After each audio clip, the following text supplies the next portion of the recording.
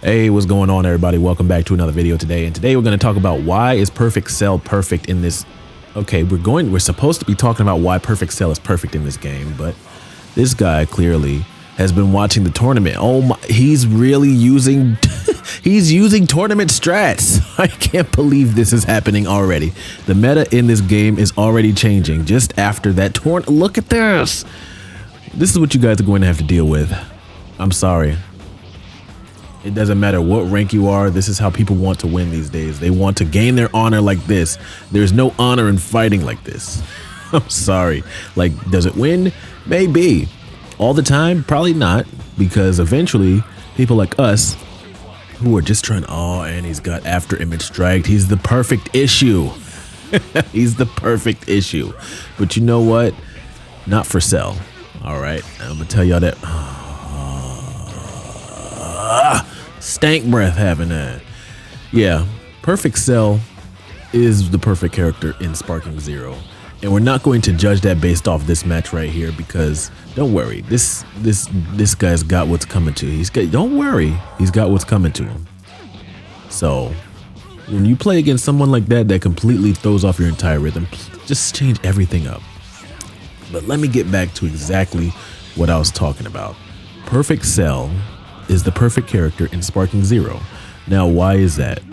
Perfect Cell has some things with him that really make him powerful. Like, you forget that he only is a 3 health bar character. He feels more like a few. He feels on par, not health wise, but attack wise. He feels on par with Z Gogeta.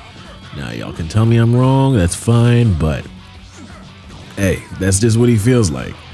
So he is one thing fast, and he's got a lot of skills that reinforce how fast he is. He has Wild Sense and he's got Instant Transmission, not in that order, but he's got both of them, and they make him pretty broken in this game. Having Instant Transmission means that you can easily get behind your opponent without really worrying. I mean, most people really kind of try to counter it these days. However, we've also got Wild Sense. And you know how powerful Wild Sense is in the meta currently. Wild Sense is a great tool to have both defensively and in some cases just strategically. If you really want somebody to, like, let's say somebody else has after image or they have Wild Sense, not after image strike, but just Wild Sense. It only beats other Wild Sense and after image depending on who attacks first. So if you're attacking first and the other person has Wild Sense on, you can kind of rest assured with your Wild Sense and have that as a counter. I think that goes for any character that does have any of those senses, you know, any of the 5 senses. And Instant Transmission, that's a Goku goodie that we get, and I believe we get it with some of the fusions as well. Other characters do have. It's becoming a little bit more of a common thing for characters. I mean, even Broly from Super has it. You know, that should tell you everything you need to know. So yeah, look at this. This guy can't do anything when he doesn't have his salt and pepper shakers. It's okay though. That's okay. We took him. So next, and not even to really kind of, you know, look at what his attacks are, but Cell's perfect beam really is perfect. I absolutely love. That's probably one of my favorite attacks in this game. And you know, going from what he has, like, I forgot, he has like the full power death beam, which is kind of like a death beam barrage type attack. Like, I like the death beam barrage that he had in Tenkaichi 3. That was great, but perfect beam in this game feels like the next level of that. This one, perfect beam actually feels like the next level of that attack. It's great.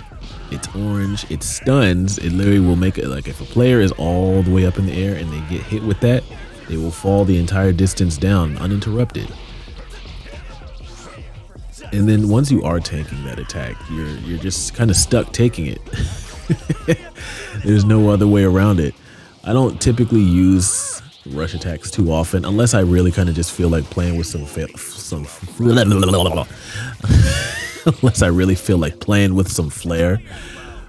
But don't get me wrong, it's a very strong one. It's about as strong as Goku's no hard feelings hit. which, you know, you guys all should know how I feel about that. If you don't know how I feel about that, you can see any video where I'm facing a Goku Blue, or even Frieza in recent days too.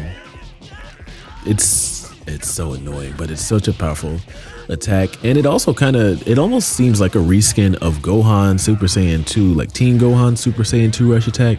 It almost feels like a reskin of that. It feels like similar animations were used for that, but just know the difference is the instant transmission portion. He's kind of teleporting around the entire thing. But even still, it's a very powerful rush attack. Cell just has very powerful attacks, and even with Perfect Beam, the other thing that makes it perfect is that it only costs 2 key stocks to use. You only need 2 key stocks to even use it. So you get a powerful attack, and it's low cost, but you can boost it to a 3-bar attack. And really what that does is it makes it hit like a 3-bar attack. It's ridiculous. Outside of that, we've got Cell's ultimate, which you'll see me use at the end of this video, and it'll actually be within an epic beam clash against Gohan, of all people. Because, you know, we have to have fun in this game every now and then. It can't always be about trying to win, except for that first match. That had to be won, because we're making a statement that we do not welcome the salt and pepper meta in this game. I'm not, and that's what I'm calling it, to where you're just salting down, you're just peppering your opponent with key blasts and using, you know, of course I talk about using the slash or Goku's shockwave as strategy, but not let that be your strategy. That shouldn't be your ultimate stratagem. It's not fun. It's not a fun way to play the game. Like, I enjoy playing this game, and people who like to throw hands in this game enjoy that aspect of it, because it's, you know, it's fun. It's supposed to be fun. And I get, you know, people do different things when there's money on the line, of course, money and bragging rights, all that kind of stuff. I get it. But don't, you know, like, when we want a game to thrive, if you are an advocate for this game and you want the game to thrive, then you'll make a showcase how beautiful this game is. That's what we need to see. We need to see how beautiful it is, especially when the game is in such, I mean, it was prior to that announcement, but we just need some good DLC, some good customization to make its way to this game, and a couple more maps for everybody. And I think that, you know, we'll be in a lot better shape. Some people might even come back. Like, come back, please. No, I promise the game is fun to play, please. Just kind of begging people to come back after a while. But it is what it is. Now, another thing that makes Cell perfect is his combos and his rush chains and his combo rhythm. Cell's combo rhythm is quite fun to play with. Watching the choreography of his attacks, like his character model with the wings and everything, the wings don't really get in the way. Like, you gotta almost forget that he has them.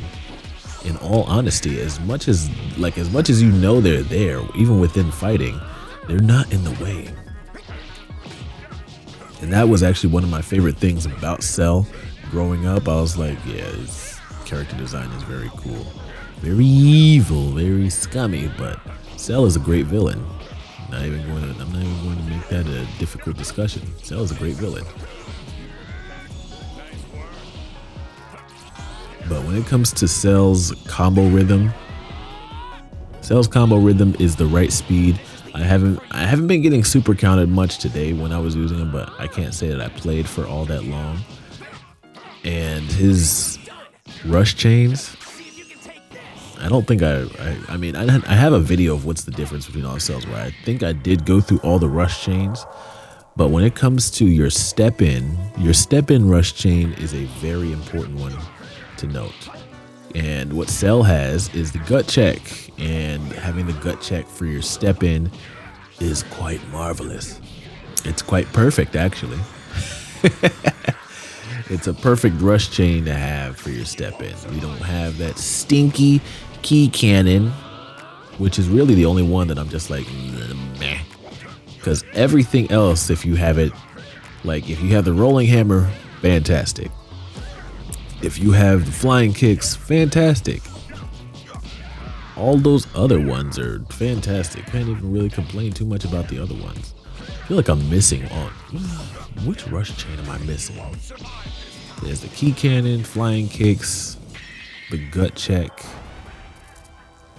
Oh, and that other, like that key wave. Glad he doesn't have that key wave one for a step in. That one is pretty awkward to try to mix and mingle into places in a lot of cases. You don't want it. You don't need it. It's not appreciated. Sorry. Looks cool. Great way to send somebody flying if you just so happen to feel like it. And I used to wonder why it is that. It's funny because when I used to play the Tenkaichi, I used to wonder why certain characters had certain things. It's just being assigned certain things. Now, this Gohan player, as much as I like Gohan, he was committed to just using Super Saiyan. And I think I made a video before talking about how good Super Saiyan was. Super Saiyan Gohan from Super Heroes, he's really good.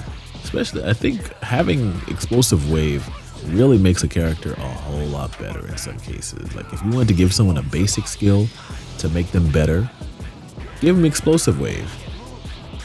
Now, what this cell does not have, that perfect cell, just like, this is like full power cell that I'm using here. This isn't the one that you get after absorbing 18. That one has perfect, or is it perfect barrier? It's just perfect, right? Yeah. If this one had an explosive wave, I wouldn't be too upset about it. As opposed, like if we got the second attack, well, no, it's all because everything that he has here is what he should have. I'm not even going to try to mix around with that. But now that's the odd part too, is that they're two separate characters. Now, what does that mean? Does that mean that you can have them on the same DP team? I think you can have them on the same DP team. So that's the benefit that you get when it comes to them being separate, to where you can choose Imperfect Cell and power all the way up to like Perfect Cell, and then you can have this one on that same DP team. So it kind of works out in the sense of DP, but when it comes to single battle, you can't start from like Imperfect Cell and then transform all the way up to this one. You only get the regular like cell. So very interesting choice of how that is done, but I'm not complaining. I just wanted to point that out. So here in this match, I couldn't tell that this guy, wanted to do a key battle, or not a key battle, but a what do you call this again? Beam clash. And the last thing that I'll talk about being perfect with Cell comes down to his key blasts. So he's got those Frieza type little death beam type key blasts, and I think those are great because one, they are fast, they're direct, and they're not all that easy to see most of the time. Strategically speaking, those are probably some of the best key waves in the game. And I'm not talking about aesthetics, I'm talking about strategics.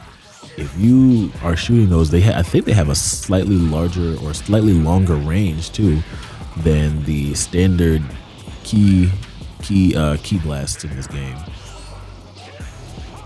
Yeah, you see they look like they go all the way, and they're pretty quick. And then he's also got the direct one like that too. No shotgun pellet type ones, no gimmicky ones. So here we've arrived at the beam clash, the battle of the Kamehamehas, the ultimates. I'm gonna tell you guys right now that some days I understand how to do this, and some days I don't. When you guys are doing beam clashes like this, does it make sense to boost it and then use like as much of the max as you can, or does it make more sense to just try to leave it alone and use as much of the you could probably get like 3 mashes when you just leave it alone in most cases. And I'm committed at this point. I'm like, nah, let me try again. Let's see. And I tried the same strategy. I should have tried just not boosting, but it is what it is because, you know, this is what casual play looks like in most cases. We should be able to have some fun in this game. And even when I can't see it, I recognize it. I'm just like, I'm glad he gave me that third rematch because I can lose here with honor. We can go out like a champion. Perfect Cell is perfect in this game. I hope that y'all think so too. Y'all go in and give him a try, but I'll catch you on the next one. Peace.